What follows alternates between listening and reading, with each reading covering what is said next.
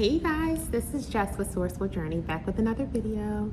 So today I wanted to focus on the topic, when it comes to discussing, who God is, whether it is a he, she, or it. Does it really matter? Does your love for God, your fear of God, your sense of knowing that God is truly that God, does it change? Does it go up, or does it start to wither down? I wanted to go ahead and share my thoughts about that. So without further ado, we'll go ahead and jump right in. In my opinion, when it comes to addressing God, regardless of whichever pronoun one decides to go with, whether it's he, she, or it doesn't affect me in terms of my thought process when it comes to God.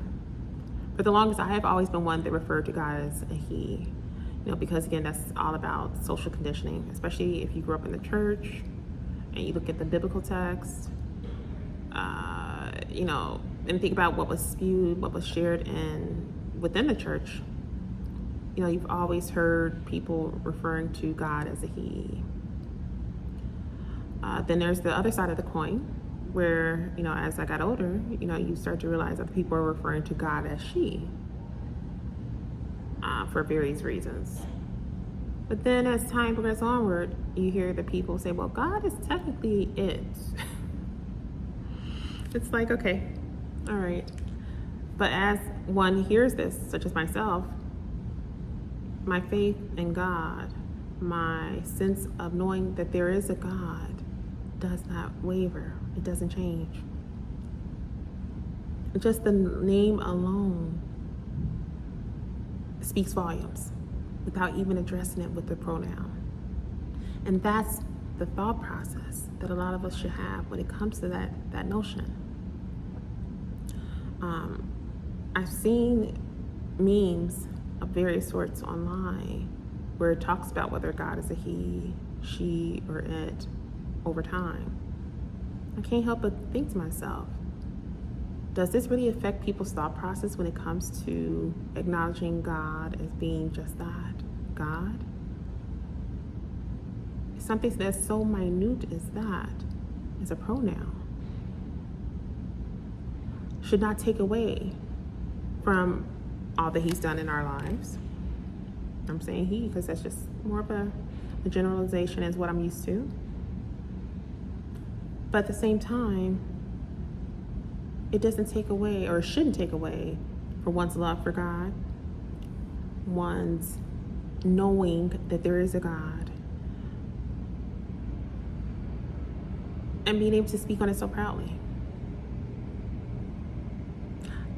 As I mentioned in the previous video, a lot of times as beings, we get so tied up in terminology. We have to stop doing that and really focus on the bigger picture at hand here when it comes to the certain topics we do tend to focus on, which in this case, we're talking about God.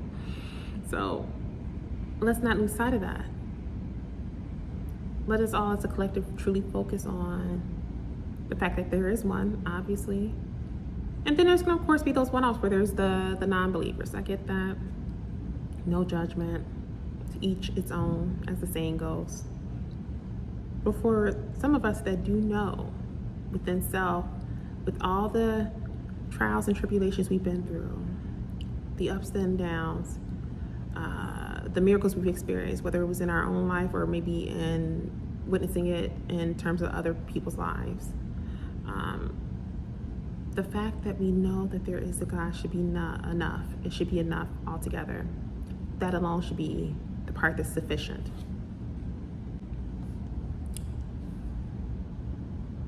Let's not lose sight of that, you guys. What are you guys' thoughts about that? When it comes to truly knowing that there is a God, that it doesn't matter what pronoun one truly chooses to address God with, or when discussing of God in their life, that none of that should truly matter. How do you feel about that? Do you think there's some truth to that? Or are you one that truly thinks that it does matter? And if so, why? In what way does that alter one's belief or knowing of God when it comes to the pronoun that one chooses? I'd like to hear you guys' thoughts about that.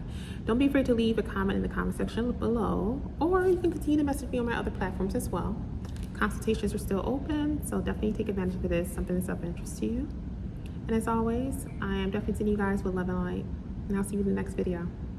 Bless you guys.